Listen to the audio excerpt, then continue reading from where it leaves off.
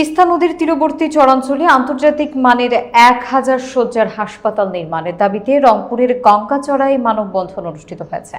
শনিবার বিকেল 3টায় গঙ্গাচড়ার মহিপুর তিস্তা সেতু এলাকায় মানববন্ধনের আয়োজন করে তিস্তা উন্নয়ন ফোরাম রংপুর। কর্মসূচিতে সংহতি প্রকাশ করে অংশ নেয় গঙ্গাচড়া উপজেলা প্রেস ক্লাব, বিভিন্ন রাজনৈতিক, সামাজিক এবং পেশাজীবী সংগঠন। বিস্তারিত দেখুন রানু মিয়ার প্রতিবেদনে। বিশেষভাবে উল্লেখযোগ্য ছিল শিশুদের অংশগ্রহণে আয়োজিত 7 কিলোমিটার দীর্ঘ মানববন্ধন, যা তিস্তা সেতু থেকে শুরু করে বুড়িহাট পর্যন্ত বিস্তৃত ছিল। বিভিন্ন বিদ্যালয়ের শিক্ষার্থীরা প্লেকার্ড এবং ফেস্টুন হাতে দাঁড়িয়ে এই ব্যতিক্রমধর্মী কর্মসূচিতে অংশ নেয়। শিক্ষার্থীদের এই মানববন্ধনের দৃশ্য উপস্থিত সবাইকে নাড়া দেয় এবং স্থানীয়দের মাঝে ব্যাপক সাড়া ফেলে। আয়োজকরা জানান, ভবিষ্যৎ প্রজন্মের জন্য স্বাস্থ্যসেবা নিশ্চিত করার লক্ষ্যে এই প্রতীকী অংশগ্রহণ অত্যন্ত তাৎপর্যপূর্ণ।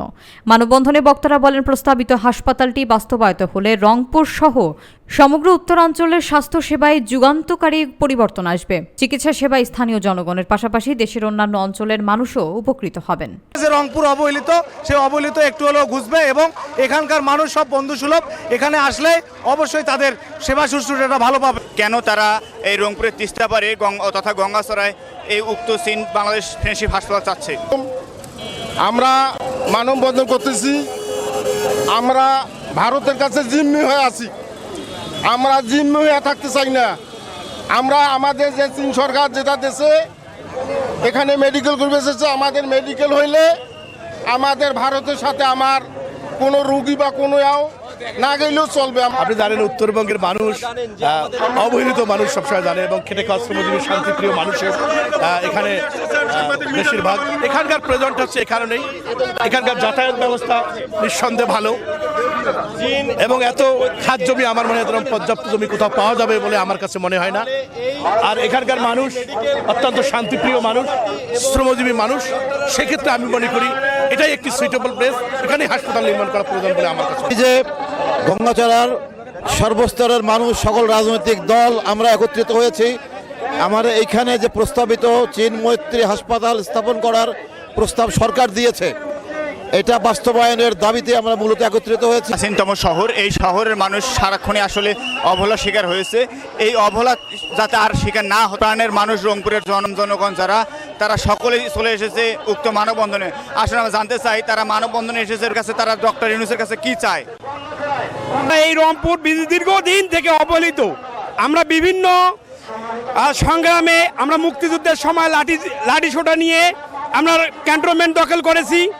আমরা 24-এর আন্দোলনে আবু সাইদের রক্তের বিনিময়ে এই রংপুরে স্বাধীন হয়েছে এবং বাংলাদেশ স্বাধীন হয়েছে। সেই জায়গা থেকে আমাদের রংপুরের মানুষের দাবি যে চীন এবং বাংলাদেশ মিলে যে ফ্রেন্ডশিপে যে হাসপাতালটি হবে, এটি অবশ্যই রংপুরের গঙ্গাচড়া উপজেলায় হওয়া দরকার। গঙ্গাচড়া এবং রংপুরের মানুষের একটি চাওয়া, সেটি হচ্ছে চীনা হাসপাতাল রংপুরের গঙ্গাচড়া উপজেলা এই নদীর তীরে অবস্থিত হবে। যেহেতু তিস্তা মহাপরিকল্পনা বাস্তবায়ন হবে, সুতরাং এই হাসপাতালটিও যদি এখানে হয়, তাহলে স্বাস্থ্য এবং মহাপরিকল্পনা দুটির একটা চমকপ্রদ সমন্বয় সাধিত হবে।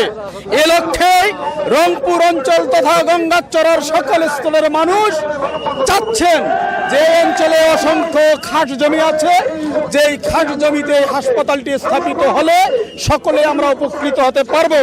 এজন্য আমরা আজকে দল মত পথ সব ভুলে আমরা এক স্রোতে ঐক্যবদ্ধ হয়েছি। নৌপথ সব যোগাযোগ ব্যবস্থা রংপুরের সাথে ভালো, সেই কারণে আমি যৌক্তিক কারণ মনে করছি এখানে হলে সমস্ত জেলার মানুষের জন্য সুযোগ সুবিধা সমানভাবে নিশ্চিত হবে।